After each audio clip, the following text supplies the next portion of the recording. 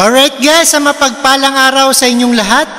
Meron na naman tayong panibagong reaction update sa mga amo na minaltratong kasambahay na si LB Vergara. Di umano sumipot sa Senate hearing ang mga employer nito. At subaybayan po natin at panoorin dito sa ANTV dahil daw sa kanyang pataas na dugo ang mga employer, at panoorin po natin.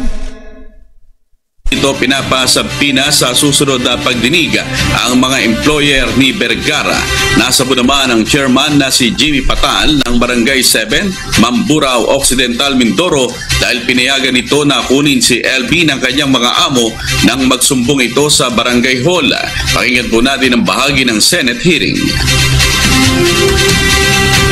Titistigo na lang po ako sa Pamilya Ruiz po, yun po ang nararapat kasi po nga marami. Titistigo laban sa mga Ruiz na para madin mga Ruiz. Opo, kasi po yun po ang talaga, kung siya po talaga may kasalanan, dapat lang po palagutan niya si Nanay LB.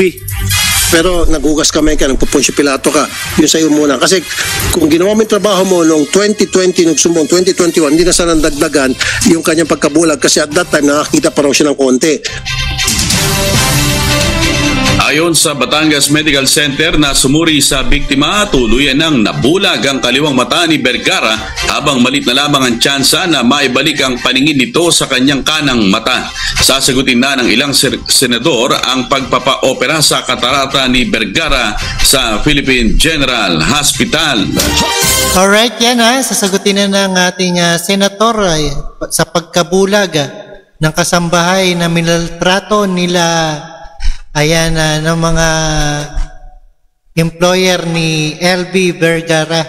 At don't forget to subscribe this Road Trip and peace out.